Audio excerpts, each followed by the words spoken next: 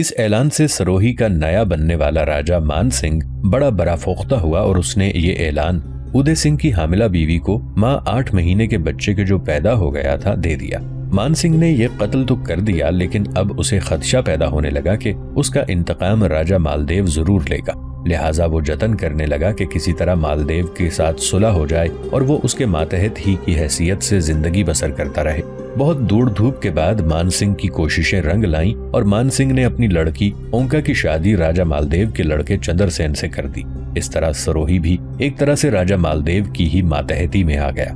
سروہی کے بعد راجہ مالدیو نے بیکانیر کی طرف توجہ کی اور اسے اپنی سلطنت میں شامل کرنے کا تہیہ کیا۔ راؤ مالدیو کے اجداد میں سے راجہ جودھا کے بھائی راؤ بیکا نے بیکانیر کی سلطنت کی بنیاد رکھی۔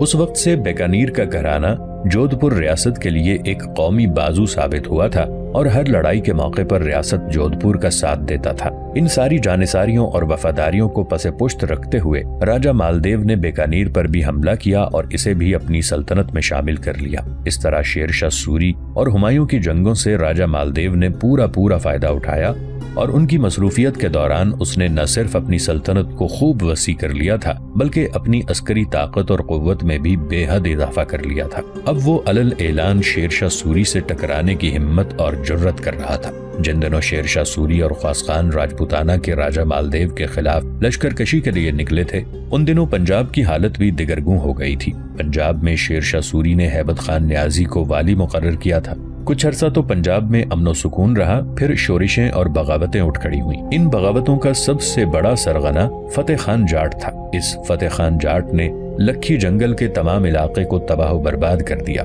اس نے لاہور سے دہلی تک کے علاقے میں اتنی ابتری پھیلا رکھی تھی کہ اس کے ظلم و تشدد کی شکایتیں متواتر شیر شاہ سوری کے پاس پہنچنے لگیں۔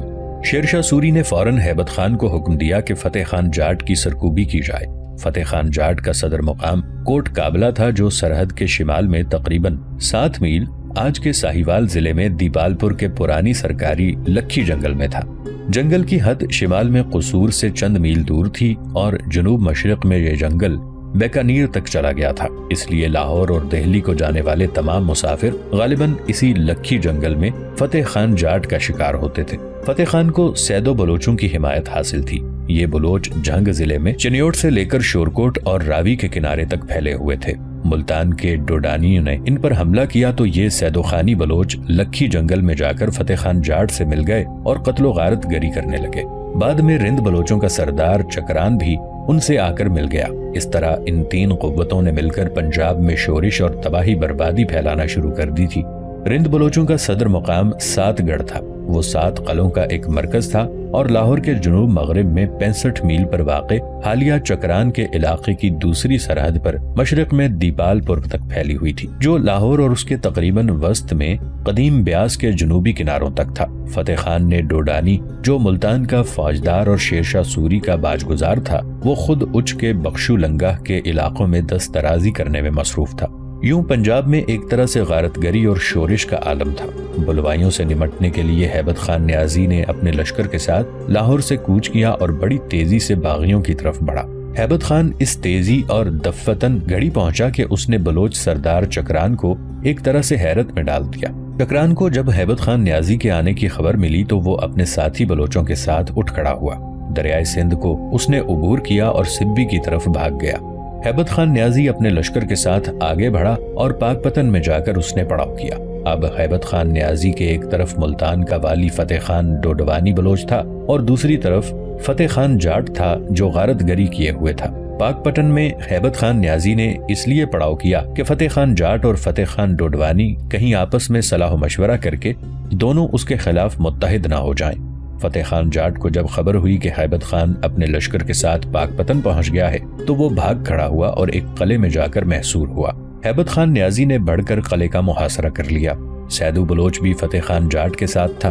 بالآخر دونوں کو ہیبت خان نیازی کی گرفت سے بھاگ جانا چاہا، لیکن وہ اپنے ساتھیوں سمیت ہیبت خان نیازی کے ہاتھوں مارا گیا۔ فتح خان جاٹ کا بھی ہیبت خان نیازی نے خاتمہ کر دیا تھا۔ اس طرح رند بلوچوں کے سردار چکران، سیدو خان بلوچ اور فتح خان کو ایک ہی جھٹکے میں ہیبت خان نیازی نے ختم کر کے پنجاب میں امن و امان قائم کر دیا تھا۔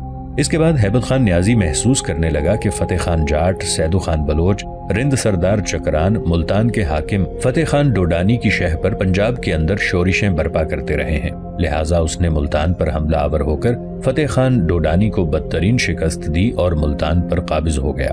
ہیبت خان نیازی نے بڑی دلیری اور جرت مندی کا مظاہرہ کرتے ہوئے بہت جلد پورے پنجاب میں امن و امان بحال کر دیا تھا۔ پھر وہ پنجاب سے نکل کر سندھ پر حملہ آور ہوا اور شمالی سندھ کو بھی اس نے فتح کر کے پنجاب کی اپنی عملداری میں شامل کر لیا۔ راجپوتانہ کے راجہ مالدیو کو جب خبر ہوئی کہ شیر شاہ سوری اپنے جرار لشکر کے ساتھ بڑی تیزی سے اس پر حملہ آور ہونے کے لیے پیش قدمی کر رہا ہے تو وہ کسی قدر پریشان ضرور ہوا۔ وہ ایک طرح سے ضرور مطمئن تھا کہ راجستھان کے صحرا میں اس کے خیال کے مطابق شیر شاہ سوری اپنے لشکر کے ساتھ نہ تیزی سے پیش قدمی کر سکے گا نہ ہی زیادہ دیر وہاں قیام کر سکے گا، اس لیے کہ اسے کہیں سے خوراک کا سامان نہیں ملے گا، اور جب صحرا کے اندر مالدیو نے اس پر شبخون مارنے شروع کیے تو وہ خود بخود پسپا ہونے پر مجبور ہو جائے گا۔ تاہم پیش بندی کے طور پر راجہ مالدیو نے ایک بہت بڑا قدم اٹھایا۔ اس نے تیز رفتار قاصد سب سے پہلے ملو خان کی طرف بھجوائے جو مالوا کا حکمران تھا اور گجرات میں اس نے پناہ لے رکھی تھی۔ ملو خان کی طرف راجہ مالدیو نے پیغام بھجوایا کہ شیر شاہ سوری اس پر حملہ آور ہونے کے لیے پیش قدمی کر رہا ہے، اگر وہ اپنے لشکر کو ترتیب دے کر گجرات سے نکلے اور مالوا پر حملہ آور ہو جائے تو اس طرح دو کام ہو جائیں گے۔ پہلا یہ کہ مالدیو شیر شاہ سوری کے حملے سے بچ جائے گا اور دوسرا یہ کہ مالوا پر ملو خان یعنی قادر شاہ کا قبضہ ہو جائے گا۔ ایسا ہی پیغام راجپوتانہ کے راجہ مالدیو نے ناصر خان کی طرف بھجوایا۔ یہ شخص شیر شاہ سوری کا سخت مخالف تھا، اس کے پاس خاصا بڑا لشکر بھی تھا اور مالوا کے نواح میں سیونی کے قریب اس نے اپنے لشکر کے ساتھ پڑاؤ کر رکھا تھا اور شیر شاہ سوری کے خلاف اٹھ کھڑا ہونے کے لیے کسی مناسب وقت کی تلاش میں تھا۔ راجہ مالدیو نے ناصر خان کو بھی شیر شاہ کے خلاف سرکشی پر ابھارا۔ تیسرا قاصد راجپوتانہ کے راجہ مالدیو نے اریل کے راجہ بیربھان کی طرف بھجوایا۔ اریل کا راجہ بیربھان وہی تھا جو چوسا میں شیر شاہ نے ہمایوں کو شکست دی، تو شکست اٹھانے کے بعد اسی راجہ بیربھان نے ہی ہمایوں کو اپنے ہاں کئی ہفتوں تک پناہ دی تھی اور پھر بڑی عزت سے ہمایوں اور اس کے لشکر کی مہمانداری کرنے کے بعد اسے رخصت کیا تھا۔ مالدیو نے جب تین اطراف میں یہ پیغام بھجوائے تو اس کا خاطر خواہ نتیجہ نکلا۔ ناصر خان نے سیونی کے مقام پر شیر شاہ سوری کے خلاف بغاوت کر دی اور مالوا کی طرف بڑھا۔ ادھر سے ملو خان نے بھی گجرات سے کوچ کیا، اس کے ساتھ بھی ایک بہت بڑا لشکر تھا اور وہ بھی مالوا پر قبضہ کرنے کے لیے پیش قدمی کر گیا۔ تیسری طرف اریل کا راجہ بیربھان بھی حرکت میں آیا اور مالوا کے راجہ کے کہنے پر اس نے اپنے اطراف و اکناف میں شیر شاہ سوری کے علاقوں میں لوٹ مار کرتے ہوئے تباہی اور بربادی کا کھیل کھیلنا شروع کر دیا۔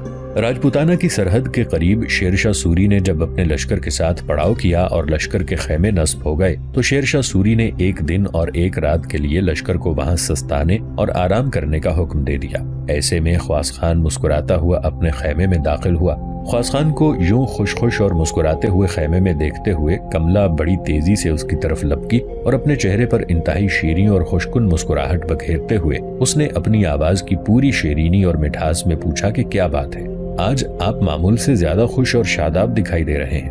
اس پر خواص خان نے ہلکا سا ایک کہکہا لگایا اور کہنے لگا، دیکھ کملا، اس سے پہلے میں کبھی تمہارے یا گنگا کے سامنے اپنی طبیعت میں کوئی خلفشار بھی پیدا ہونے دیا؟ میں تو یوں ہی مسکراتا رہتا ہوں، لیکن آج جو مجھے خوشی ملی ہے اس نے مجھے ایک دائمی مسکراہٹ اور زندگی بھر کی شادابی عطا کر دی ہے۔ اس پر کملا نے بڑے غور اور انہماک سے خواص خان کی طرف دیکھا اور پہلے جیسے دل مو لینے والے انداز میں پوچھا کہ کیسی خوشی ملی ہے آپ کو؟ کیا اس خوشی میں بھی شریک نہ ہو سکوں گی؟ خواص خان تھوڑی دیر تک مسکراتا رہا، پھر غور سے کملا کی طرف دیکھا، کہنے لگا کہ دیکھ کملا، تو جانتی ہے پہلے کچھ قاصد آئے تھے، انہوں نے بتایا تھا کہ گنگا اور بچے کی طبیعت ٹھیک نہیں ہے۔ ابھی 2 قاصد روہتاس شہر کی طرف سے آئے ہیں، انہوں نے مجھے یہ خبر دی ہے کہ گنگا اور بچہ دونوں اب تندرست ہیں۔ اب تم ہی بتاؤ، کیا میرے لیے یہ زندگی کی سب سے بڑی خوشی اور مسرت کی خبر نہیں ہے؟ خواص خان کے اس انکشاف پر کملا کے حسین اور پرجمال چہرے پر بھی زہد شکن مسکراہٹ نمودار ہوئی۔ پھر وہ کہنے لگی کہ آپ کا کہا درست ہے، میرے خیال میں اس سے بڑھ کر خوشخبری کیا ہو سکتی ہے کہ گنگا اور بچہ اب تندرست ہیں۔ آپ کو میں اس اچھی خبر پر مبارکباد دیتی ہوں۔ اس پر خواص خان جھٹ کہنے لگا کہ دیکھو کملا، گنگا کا بیٹا تمہارا ہی بیٹا ہے، میں بھی تمہیں ان کی صحت مندی پر مبارکباد دیتا ہوں۔ کملا نے ایک دفعہ اپنے سر کو جھٹکا، پھر اس نے پر اسرار سی چمک اپنی آنکھوں میں لیے خواص خان کی طرف دیکھا اور کہنے لگی کہ آپ کا کہنا درست ہے، گنگا میری بہن ہے اور اس کا بیٹا یقیناً میرا ہی بیٹا ہے، اور پھر میں اور گنگا دونوں آپ کی بیویاں ہیں، اور جس کسی کے ہاں بھی بچہ ہوتا ہے دوسری کے لیے بھی وہ ایسی ہی اہمیت رکھتا ہے، اور پھر میں تو ویسے بھی گنگا کی زندگی بھر کے لیے ممنون ہوں۔ اگر وہ نہ چاہتی تو میں کبھی بھی آپ کی بیوی نہ بنتی، اور اس کے چاہنے اور اس کے آمادہ کرنے سے ہی میں آج آپ کی بیوی کی حیثیت سے آپ کے ساتھ ہوں اور آپ کے ساتھ پروقار اور باعزت زندگی بسر کر رہی ہوں، ورنہ میں نہ جانے کہاں کہاں دھکے کھا کر اپنی زندگی کا خاتمہ کر چکی ہوتی۔ تھوڑی دیر تک خیمے میں خاموشی رہی۔ اس کے بعد خواص خان نے اپنے لباس میں ہاتھ ڈالا اور 2 انتہائی قیمتی اور نایاب موتیوں اور جواہرات کے ہار اس نے نکالے۔ ان جواہرات اور موتیوں کے ہاروں کو دیکھتے ہوئے کملا کی آنکھیں ایک طرح سے چندھیا کے رہ گئیں۔ اس موقع پر وہ خواص خان کو مخاطب کر کے کچھ پوچھنا ہی چاہتی تھی کہ خواص خان پہلے ہی بول پڑا اور اسے مخاطب کیا۔ دیکھ کملا، یہ جو ہار اس وقت میرے ہاتھوں میں ہیں یہ بنگال کے مرکزی شہر گوڑ سے حاصل ہوئے تھے۔ یہ مال غنیمت میں شیر شاہ سوری کے پاس پڑے تھے۔ آج شیر شاہ نے مجھ پر عنایت کرتے ہوئے یہ دونوں ہار مجھے دیے ہیں، تب سے یہ دونوں ہار میں نے تم اور گنگا کے لیے قبول کیے ہیں۔ دیکھ کملا، اب جب کہ گنگا بیٹے کی ماں بن چکی ہے تو ایک ہار تو میں اسے بیٹے کی پیدائش کی خوشی میں تحفتاً دوں گا۔ پھر ایک ہار خواص خان نے علیحدہ کیا اور کملا کے گلے میں اپنے ہاتھوں سے ڈالتے ہوئے کہا، کملا، ایک ہار کی مالک تم ہو۔ پہلے میرا ارادہ تھا کہ تمہارے ہاں بیٹا ہوگا تو یہ ہار تمہیں تحفتاً دوں گا۔ اب جب کہ میں گنگا کو ہار دے رہا ہوں اور تمہیں اس سے محروم رکھنا میں نا انصافی خیال کرتا ہوں، لہذا دیکھو کملا، ایک ہار تیرا ہے، دوسرا گنگا کا ہے۔ جواب میں کملا تھوڑی دیر تک وہ ہار جو خواص خان نے اپنے ہاتھوں سے اس کے گلے میں ڈالا تھا اسے الٹ پلٹ کر دیکھتی رہی۔ پھر اس نے اپنی نگاہیں خواص خان کے چہرے پر جما دی۔ اس موقع پر اس کی آنکھوں میں خواص خان کے لیے انتہا درجے کی ممنونیت اور شکر گزاری تھی۔ اس کے بعد کملا کے خیمے میں شیریں آواز سنائی دی، خواص خان میرے حبیب، میں آپ کی انتہا درجے کی شکر گزار ہوں کہ آپ نے یہ ہار اپنے ہاتھوں سے میرے گلے میں ڈالا۔ اس لحاظ سے بھی آپ کی ممنون ہوں کہ آپ میرے اور گنگا کے درمیان انصاف سے کام لیتے ہیں۔ آپ جیسے شوہر پر میں ہمیشہ فخر اور ہمیشہ سعادت مندی محسوس کرتی رہوں گی۔ اس کے بعد کملا آگے بڑھی۔ اپنے گداز ہاتھوں میں اس نے خواص خان کا کھردرا ہاتھ لیا اور تقریباً کھینچتی ہوئی خیمے کے وسط میں لے گئی۔ ایک نشست پر وہ بیٹھی، اپنے پہلو میں اس نے خواص خان کو بٹھایا اور خواص خان سے کچھ کہنا ہی چاہتی تھی کہ خواص خان نے خیمے کے کھلے دروازے میں سے دیکھا۔ شیر شاہ سوری کا ایک محافظ خواص خان کے خیمے کی طرف آ رہا تھا۔ اسے دیکھتے ہی خواص خان ذرا ہٹ کے بیٹھ گیا اور کملا کو مخاطب کر کے کہنے لگا، دیکھ کملا، شیر شاہ سوری کا ایک محافظ میرے خیمے کی طرف آ رہا ہے، لگتا ہے مجھے شیر شاہ سوری نے بلایا ہے۔ اس پر کملا نے شکوہ بھری آواز میں کہا کہ ابھی تو آپ خیمے میں آئے ہیں اور ابھی پھر آپ کا بلاوا آ گیا ہے۔ اس پر خواص خان مسکراتے ہوئے کہنے لگا کہ اگر یہ محافظ مجھے بلانے کے لیے آیا ہے تو ضرور کوئی غیر معمولی خبر آئی ہے جس کی بنا پر شیر شاہ سوری نے مجھے طلب کیا ہوگا۔ دیکھو کملا، ایسے موقع پر تو فکر مند ہوا ہی کرتے ہیں۔ کملا کہنے لگی کہ فکر مند تو مجھے ہونا چاہیے، اس لیے کہ میں دیکھتی ہوں آپ تقریباً سارا دن خیمے سے باہر رہتے ہیں، صرف رات کو ہی میرے پاس ہوتے ہیں، لہٰذا میں سارا دن اکیلی بیٹھ کر آپ کا انتظار کرتی ہوں۔ کملا نے بڑے پیار میں کہا تھا۔ خواص خان جواب میں کچھ کہنا ہی چاہتا تھا کہ وہ محافظ دروازے پر نمودار ہوا۔ خواص خان کو مخاطب کر کے وہ کہنے لگا کہ امیر خواص خان، آقا شیر شاہ سوری نے ایک انتہائی اہم کام کے سلسلے میں آپ کو بلایا ہے۔ خواص خان کے چہرے پر مسکراہٹ نمودار ہوئی اور کملا کی طرف دیکھتے ہوئے کہنے لگا، دیکھا کملا، میرا اندازہ درست تھا، تم بیٹھو، میں شیر شاہ سوری کی طرف جاتا ہوں اور جلد لوٹ آؤں گا۔ کملا کے جواب کا انتظار کیے بغیر خواص خان اپنے خیمے سے نکل گیا۔ خواص خان جب شیر شاہ سوری کے خیمے میں داخل ہوا تو اس نے دیکھا اس وقت شیر شاہ سوری اپنے خیمے میں اکیلا اور تنہا سوچوں میں غرق بیٹھا ہوا تھا۔ خواص خان کو دیکھتے ہی شیر شاہ سوری نے اشارے سے اسے اپنے پہلو میں بیٹھنے کو کہا۔ خواص خان شیر شاہ سوری کے پہلو میں جا بیٹھا۔ تھوڑی دیر تک خاموشی رہی۔ اس کے بعد شیر شاہ سوری کی آواز سنائی دی۔ اس نے خواص خان کو مخاطب کیا، دیکھو خواص خان میرے بیٹے، لگتا ہے قدرت کو ابھی یہ منظور نہیں کہ ہم راجپوتانہ کے راجہ مالدیو پر فی الفور حملہ آور ہوں۔ تھوڑی دیر پہلے مخبر آئے ہیں اور انہوں نے متحدہ طور پر بڑی پریشان کن خبریں دی ہیں۔ اس پر خواص خان نے پریشانی اور فکر مندی سے شیر شاہ کی طرف دیکھتے ہوئے پوچھا، کیسی خبریں؟ شیر شاہ سوری نے پھر کہنا شروع کیا، دیکھو خواص خان، راجپوتانہ کے راجہ مالدیو کو ہمارے حملے کی خبر پہلے ہی ہو چکی تھی، لہٰذا اس نے ہمارے لشکر کو مختلف حصوں میں بانٹنے اور ہماری توجہ مختلف محاذوں پر مبذول کرنے کے لیے ایک انتہائی بری اور ایک انتہائی خطرناک چال چلی ہے۔ دیکھو خواص خان میرے بیٹے، اس وقت ہمیں مختلف سمتوں سے خطرات اٹھتے دکھائی دے رہے ہیں۔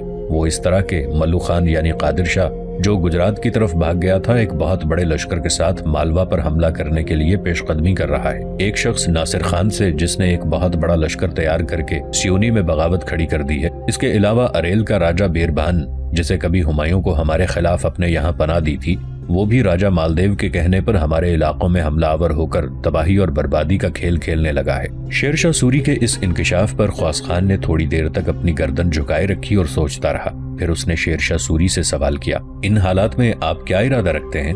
شیرشاہ سوری نے غور سے خواص خان کی طرف دیکھا اور پوچھا، پہلے تم بتاؤ تم کیا چاہتے ہو؟ خواص خان نے تھوڑی دیر پھر سوچا، اس کے بعد اس نے کہنا شروع کیا، شیرشاہ میرے مہربان، جہاں تک میری رائے کا تعلق ہے تو میں یہ مشورہ دوں گا کہ فی الحال ہمیں راجپوتانہ پر حملے کو ملتوی کر دینا چاہیے۔ راجپوتانہ کے ریگستان میں راجہ مالدیو کے ساتھ ہماری جنگ طول بھی پکڑ سکتی ہے۔ ریگستان کی جنگ میں ہمیں طرح طرح کے مصائب اور دشواریوں کا بھی سامنا کرنا پڑے گا، اور اگر ہمارے اندرونی حالات درست نہ ہوئے تو راجپوتانہ کی جنگ میں ہمیں رسد اور کمک ملنے کی بھی امید کم ہی رہے گی۔ لہٰذا میرا مشورہ، میری رائے یہ ہے کہ پہلے باغیوں کی سرگوبی کرنی چاہیے، اس کے بعد اطمینان اور یکسوئی کے ساتھ راجپوتانہ کے راجہ مالدیو کے خلاف حرکت میں آنا چاہیے۔ خواص خان کے اس جواب پر شیرشاہ سوری کے لبوں پر خوشگوار مسکراہٹ نمودار ہوئی۔ خواص خان میرے بیٹے، تیرا کہنا درست ہے، قسم خداوند دو عالم کی تیری تدبیر میرے ارادوں سے منطبق ہوتی ہے۔ میں بھی یہی چاہتا ہوں کہ پہلے باغیوں کی سرگوبی کی جائے، اس کے بعد ہمیں راجپوتانہ کے راجہ مالدیو پر حملہ آور ہونا چاہیے۔ میرے بیٹے، ان باغیوں کی سرکوبی کے لیے میرے ذہن میں ایک تدبیر ہے، اور مجھے امید ہے کہ تم میری اس تجویز سے اتفاق کرو گے۔ خواص خان نے جھٹ کہا، کہیے۔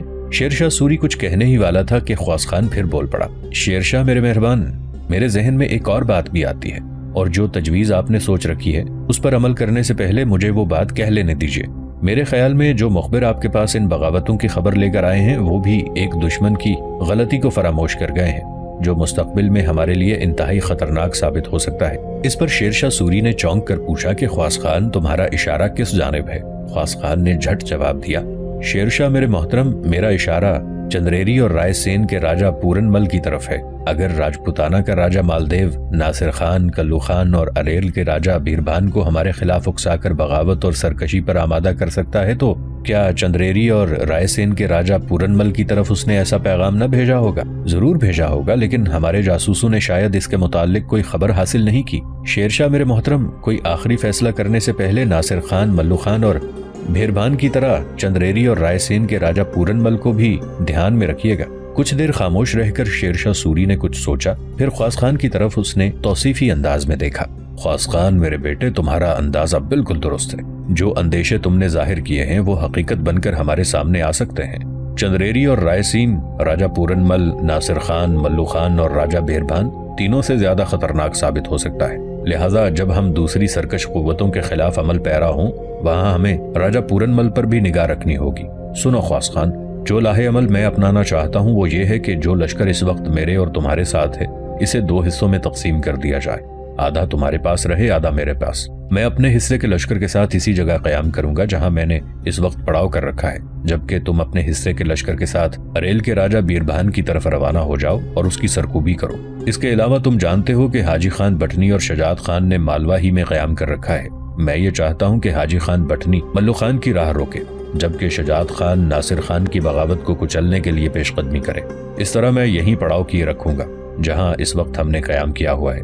اگر ان بغاوتوں کو فرو کرنے کے دوران راجپوتانہ کا راجہ مالدیو ملو خان یا ناصر خان کی مدد کو جاتا ہے تو میں اس کی راہ میں حائل ہو جاؤں گا اور اس سے ٹکرا کر اسے پسپا کرنے کی کوشش کروں گا۔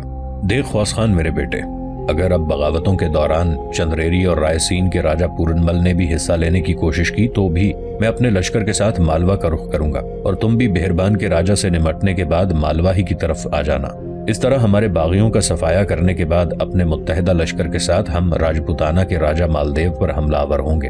شیرشاہ سوری جب خاموش ہوا تو خواص خان نے جواباً کہنا شروع کیا کہ شیرشاہ میرے محترم، جو لاہ عمل آپ نے تیار کیا ہے اس سے میں پوری طرح متفق ہوں۔ مجھے امید ہے کہ ہمیں آج ہی اس لاہ عمل کو آخری شکل دے دینی چاہیے۔ شیرشاہ سوری نے خواص خان کی اس تجویز سے اتفاق کیا۔ اسی روز مالوا کی طرف قاصد روانہ کر دیے گئے۔ ان قاصدوں کے ذریعے شیرشاہ سوری نے حاجی خان بٹنی کو ملو خان کی راہ روکنے کے لیے اور شجاعت خان کو ناصر خان سے نمٹنے کا حکم دیا، جبکہ خواص خان اپنے حصے کے لشکر کے ساتھ راجہ بیربان سے نمٹنے کے لیے اریل کی طرف کوچ کر گیا۔ شیرشاہ سوری کا حکم ملتے ہی سب سے پہلے شجاعت خان ناصر خان سے ٹکرانے کے لیے آگے بڑھا۔